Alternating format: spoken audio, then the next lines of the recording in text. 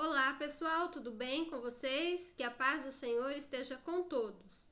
Nós vamos fazer uma reflexão sobre a lição número 12 da revista Betel Dominical, que tem o título Testemunhando a Grandeza de Deus. O texto áureo está em Ester, capítulo 9, versículo 32, que diz: E o mandado de Ester estabeleceu o que respeitava ao Purim, e escreveu-se num livro. Nós vemos toda a história da trama de Amã para exterminar com o povo judeu, da ação de Deus dando livramento ao povo, através da vida de Ester e de Mardoqueu.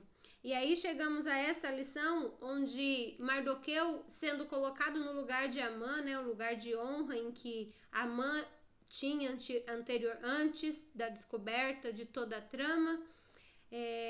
Mardoqueu foi colocado no lugar de Amã, com todas as honrarias e com toda a confiança do rei por ele, E aí o rei disse então que ele poderia escrever o que ele quisesse, um novo decreto aos judeus, e o que ele determinasse o rei assinava.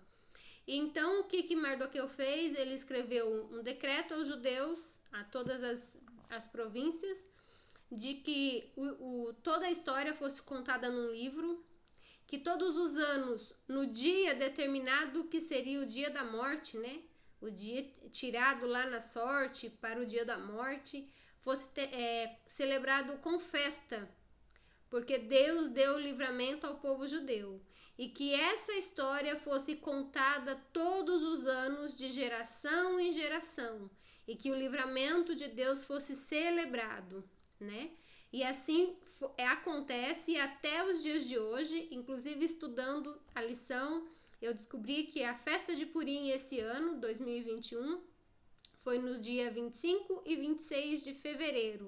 Eles celebram até os dias de hoje, E aí, o que a lição traz pra gente como reflexão?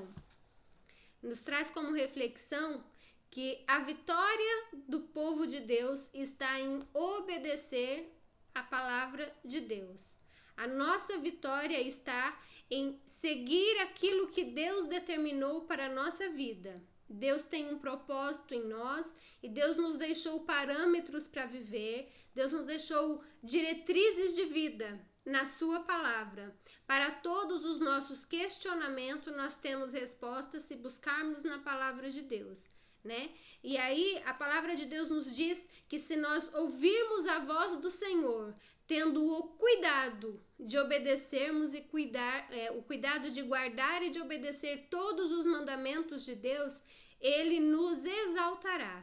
Porque se obedecermos a palavra de Deus, viveremos em vida reta, e aí não haverá como ninguém nos acusar, porque teremos vida reta perante o Senhor, O Senhor permitiu a provação de Ester. Vejamos que a vida de Ester, desde que ela foi pequena, teve inúmeras provações. Ela perdeu os pais, ela foi criada por um primo, e aí quando chega na sua juventude, ela foi tomada para uma seleção de jovens. Ela não teve opção, ela por mulher não teve opção se ela queria ir ou não. Ela foi tomada para essa seleção, e aí então depois, como rainha, ela teve a sua morte decretada por uma ação de um inimigo, que seria Amã, e ela não tinha como outra coisa a fazer, Se ela não tivesse agido dentro dos seus princípios de fé em Deus, ela teria morrido junto com o seu povo, porque ela não seria poupada por ser rainha. Ela era judia, ela também ia morrer. Então veja que a vida de Ester sempre esteve envolta em provações, mas quando perdeu os pais, ela não se revoltou e se tornou uma adolescente rebelde, porque foi o primo que a criou. Quando foi levada para o palácio do rei para participar da seleção, quem é que seria a rainha, ela não se exaltou por ser bonita e escolhida, e nem ficou revoltada por ser levada na marra, ser levada sem opção de escolha. Não, ela agiu com sabedoria, ela agiu como uma mulher de Deus deve agir, e foi escolhida por ser a mais graciosa entre todas. Ela tinha a graça de Deus na vida dela, e assim ela foi escolhida, né? A Bíblia fala que todos do reino acharam graça sobre ela. Não era só a beleza dela, era o modo como ela se portava que chamou a atenção e fez dela rainha. E depois foi o modo como ela se portou na provação que deu livramento ao povo, né? Então, pela aprovação de Esther, ela foi alcançando aperfeiçoamento, e a nossa aprovação também nos leva ao aperfeiçoamento. Pela aprovação nós somos aperfeiçoados, né? Nós, se chegamos a Deus, nós nos aproximamos de Deus. A cada aprovação que a gente passa, a gente tem um relacionamento mais estreitado com Deus, né? E isso nos deixa mais aperfeiçoados. E em cada situação, se nós confiarmos nossa vida nas mãos do Senhor, Ele nos surpreende a cada momento com o seu modo de agir, né? Deus tem propósito na vida de cada um de nós. E se nós deixarmos com que Ele haja de acordo com os seus propósitos, nós veremos que o pensamento que Deus tem sobre nós é de paz. O pensamento que Deus tem sobre nós é de bênção, né? E que os altos e baixos que a gente passa é para nos deixar mais próximo a Ele, mais perto dEle, né? E que Ele é fiel, Ele nos protege em todas as situações, Ele sempre estará conosco, Ele nos dará diretrizes, Ele nos dará sabedoria para agir em cada situação. Vejamos que Esther, ela não se desesperou, ela não saiu questionando a Deus. Ai, por quê? Por que eu tô passando por isso? Meu Deus, por que eu? Não, em nenhum momento nós vemos isso na história.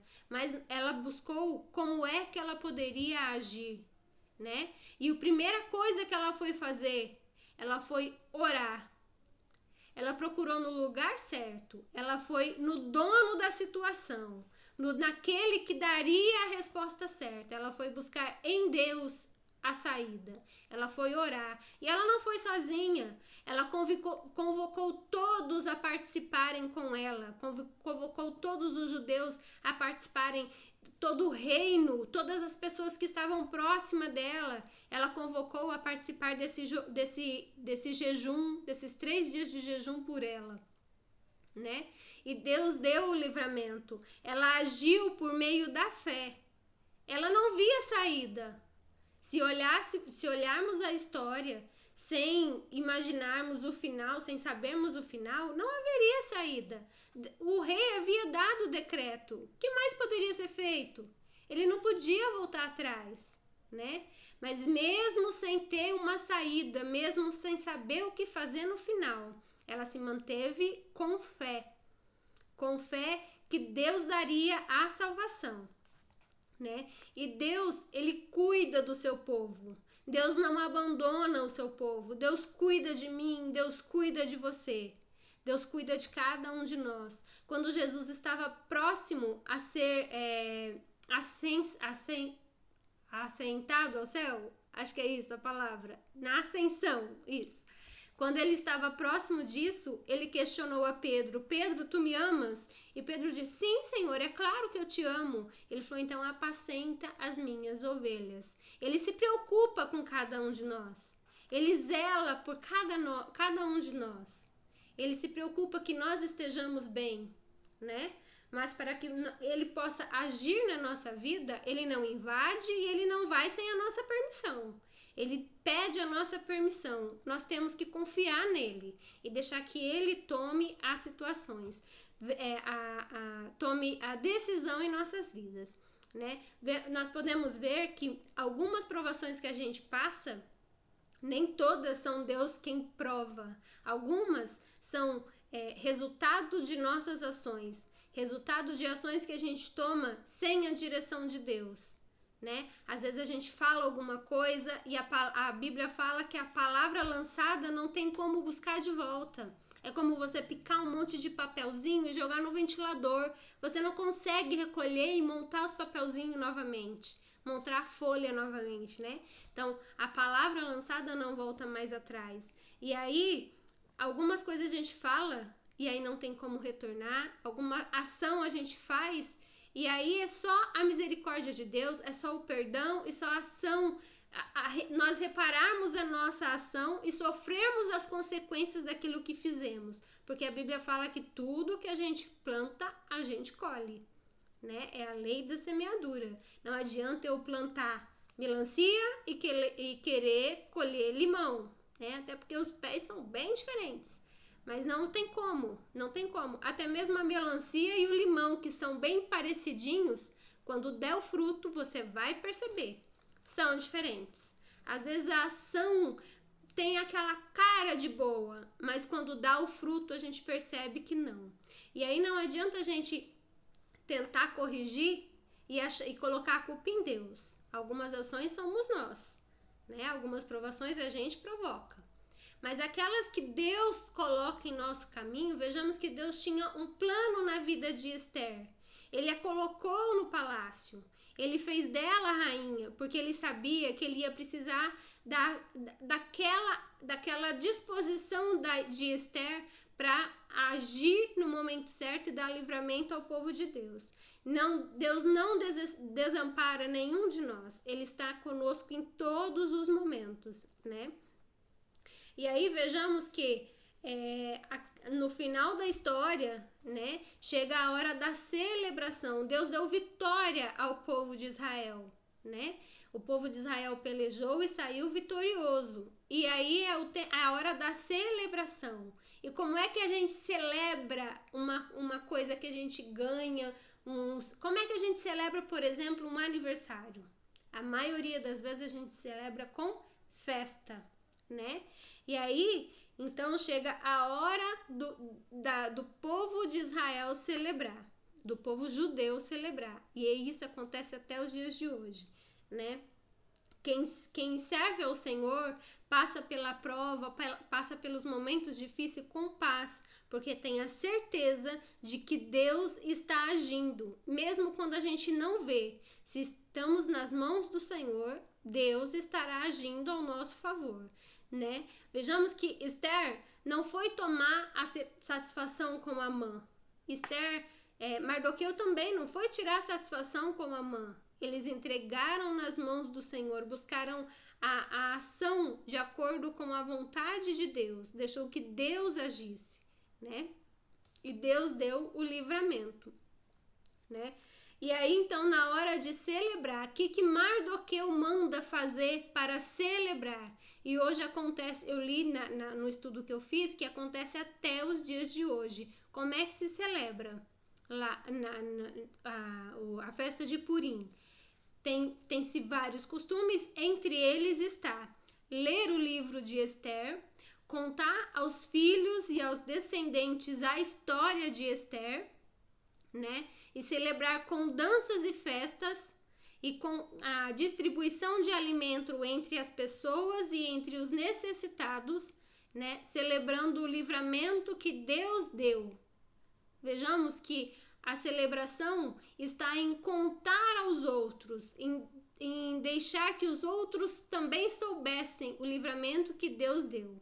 E isso vem nos dizer que nós devemos contar aos outros aquilo que Deus nos dá. Deus nos dá bênçãos inúmeras e às vezes a gente segura pra gente e não conta pra ninguém, né? Nós devemos contar aos nossos irmãos, aos nossos amigos, as maravilhas que Deus tem feito em nossa vida. Contar as bênçãos que Deus nos dá. E devemos também contar ao mundo a maior de todas as bênçãos, a grande bênção que Deus nos deu, que é a nossa salvação. Contar a todos o milagre da salvação. Contar a todos o amor de Cristo por nós, né? É essa a nossa missão na terra. Contar a todos que Deus nos amou de uma maneira tão grande, tão imensa, que Ele mandou o seu único filho para morrer por nós, para nos salvar, nos dar a vida eterna, né? Lembrando que a nossa provação é dia a dia. A última de nossas lutas que a gente tem para vencer é a morte. E nós temos como vencer a morte. Nós vencemos a morte estando com a vida em Cristo, acreditando que Deus nos dá a vida eterna. Essa é a nossa esperança, a vida eterna com Cristo. Essa é a maior das bênçãos que nós recebemos. E essa bênção nós temos que contar a todos, para que todos também recebam. Amém? Fique com Deus e até a próxima. Tchau!